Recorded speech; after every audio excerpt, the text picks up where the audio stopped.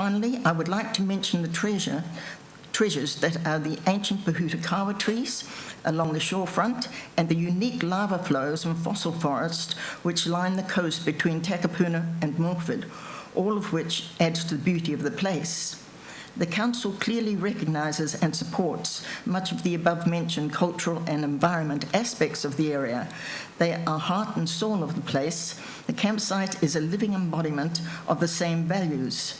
They should all, through joined-up thinking, and this includes the campsite, be connected, enhanced and preserved for all to visit and enjoy, now and in the future. I will now cite my inspiration for this speech. The philanthropist John Gow is a person finely tuned in art and landscape.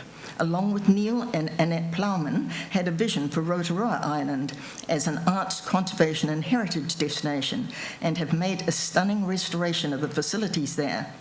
Something like this could serve as the very finest benchmark for an upgrade of the campsite and the coastal path, with perhaps a small visitor centre in the campground itself, and could lead the way for future and small footprint camping on the North Shore city coastline.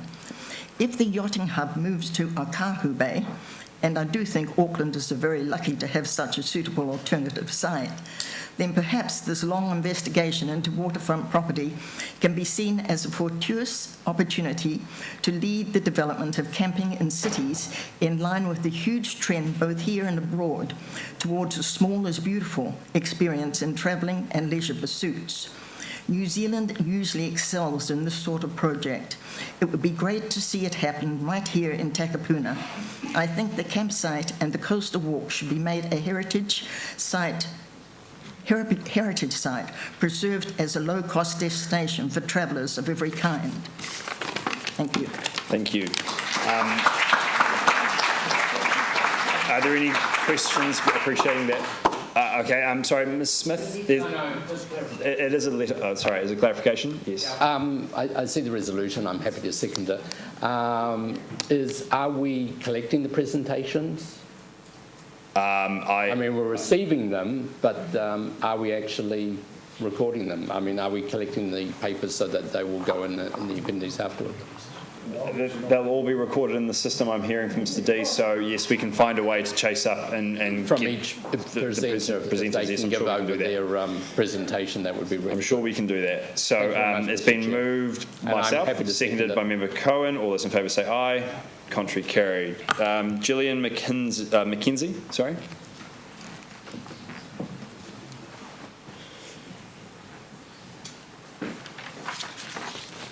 When you're ready. Good evening, Mr. Chair and councillors.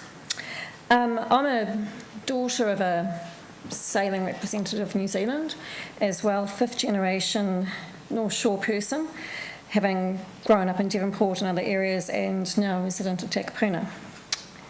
The Takapuna Beach Holiday Park is an iconic Auckland destination that has been enjoyed for generations consistently. It is not a passing fad, and nor is it for only a group of people. It is timeless, and it is for all. My personal experiences have included staying there when my parents were building a house and there were delays, time up on temporary accommodation and the completion timeline was up in the air, which is typical with building. So my grandparents' caravan at the holiday park was an easy week-by-week solution.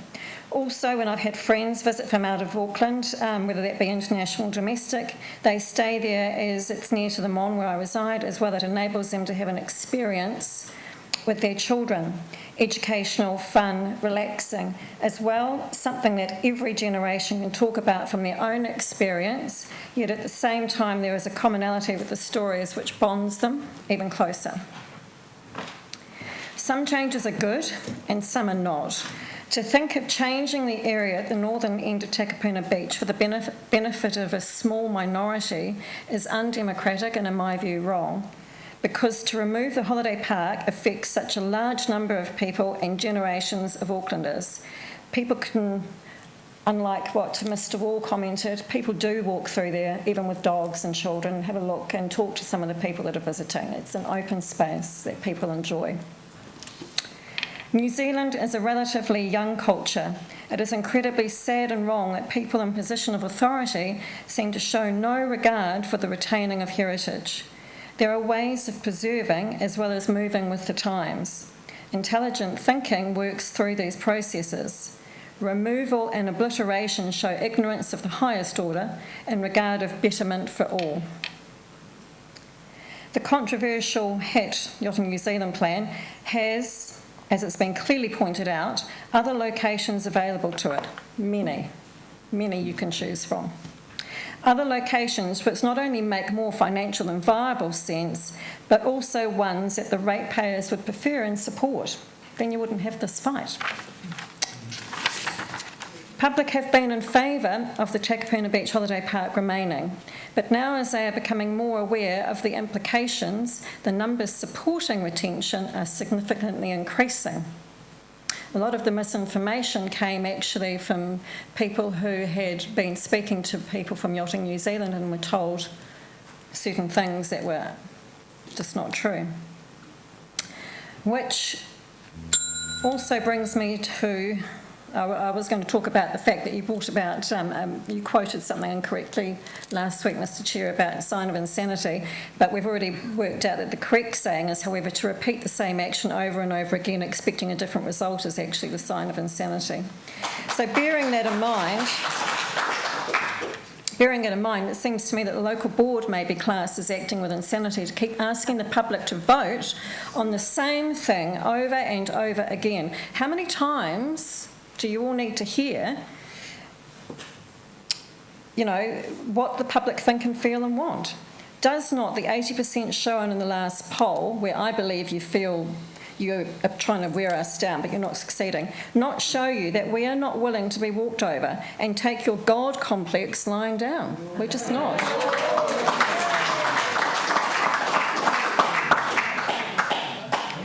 Anyway, there are a myriad of reasons people wish to retain the Takapuna Beach Holiday Park where it is. However, all the stories I have heard have evoked passion and emotion. People are connected to this special place. This is plain for everyone to see, language barriers or not. So, what are the consequences if you were to ignore the poll result? Based on the last local body elections, those candidates and members who campaigned for HAT Yachting New Zealand complex on this site were significantly impacted in their results. With all due respect, Mr. Chair, based on your own election results, you're actually lucky to be here. So please do not treat us with contempt like you did last week. We are not stupid. Also, do not try to ignore this poll, which clearly indicates support for retaining the Takapuna Beach Holiday Park and finding an alternative site for HAT, because it's gaining more traction. And I think Member Gillan pointed out that if you look at your first option 1, 93% in total were against HAT Yachting New Zealand, 97% in the next one. I think numbers speak volumes. Everyone's spoken. So it's not rocket science. Do the right thing. The right, just and democratic decision is to cancel the resource consent application by HAT for this particular site at the northern end of the beach and retain Takapuna Beach Holiday Park where it is with upgrades to make it a world-class facility. Then HAT and Yachting New Zealand can go make a resource application for one of the other sites, and let's all move on, working together to make Takapuna a progressive and vibrant community. Thank you. Thank you, Ms Mackenzie. Are there any questions? No, there are none, so I'm happy to move receipt of the public presentation and taking the earlier point. Yep, seconded by Member Cohen. All those in favour say aye. Contrary, carried. That brings us to Bill Rayner.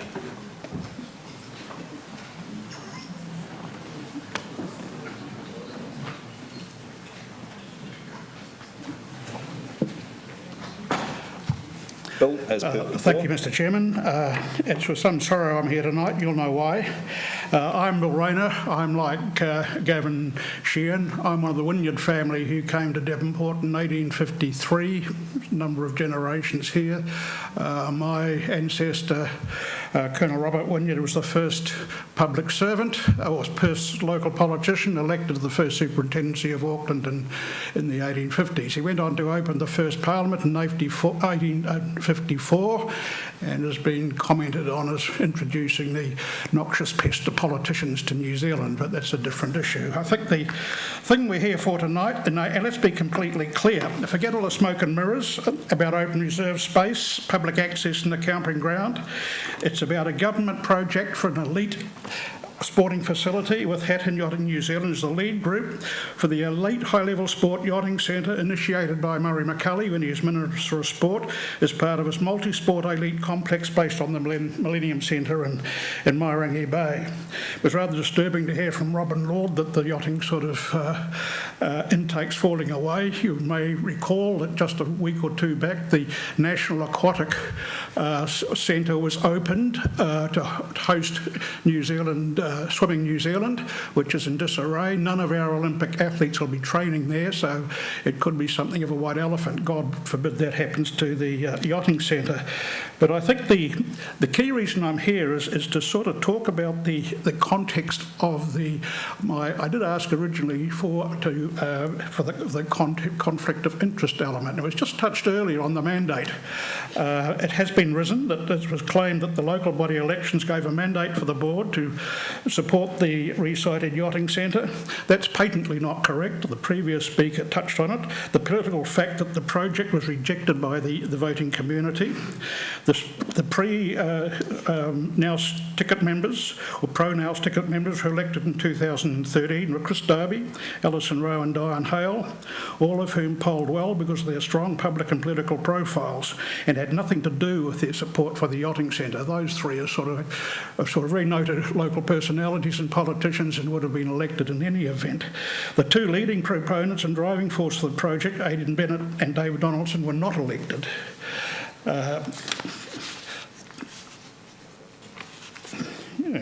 Sorry about that, just lost the context of it.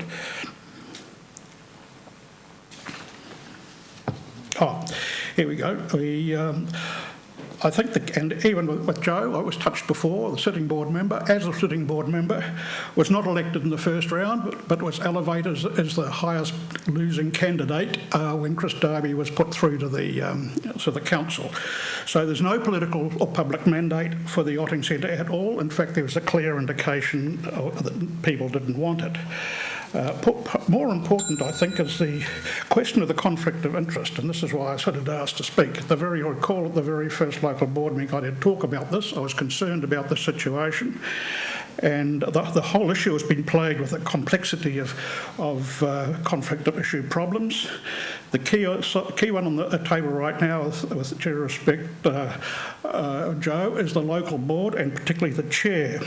The Auckland Council of Conduct for elected members, the overriding Auditor's General Office guidance is far too complex for us to cover tonight. But key quotes from the guides are, the quote, the role of the local boards. Local boards have a strong connection to their communities and play an important role in shaping the place they have been elected to serve. Note, elected to serve. They make decisions on local matters, provide local leadership and build strong local communities. Note, local. Local boards are responsible for identifying community preferences and priorities, which they've done today. And then we go on to the question of the conflict of interest. And the quote, which once again is from the Auditor General's documents, a non-financial conflict of interest may arise from a personal relationship or involvement with a non-profit organisation or from conduct that includes prejudice or predetermination. And as I mentioned, this is a government project, not a local one. The issue has been unfortunately seriously reinforced and compromised by the open partisan support for the project in its new sanitised form by local MPs and Cabinet Ministers Maggie Barry and Murray McCully. In this particular document, which you recall was circulated wisely, and both had sort of favourable recommendations for the centre, focusing on the open space, but we know basically what was meant.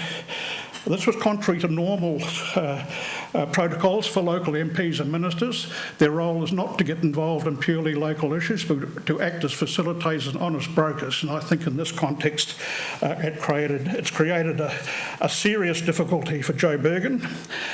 Before, it was, we all know Joe is a leading National Party activist, very close to Maggie, who's the Minister of Conservation, among other things, and has worked for leading National Party figures in his law work. And I think we have to recognise that on the North Shore we have 4 National Cabinet Ministers. One is the Minister of Sport, Jonathan Coleman. One is the Associate Minister of Sport, Murray McCulley. We've got Maggie Barry, who we all know well, and now we've got Paula Bennett. So we have a very close association with the National Party. And Sorry, I think Bill, just things are dragging on a little bit. Are you able to? Yeah, it'll be very quick. Quickly, thank you. Yep.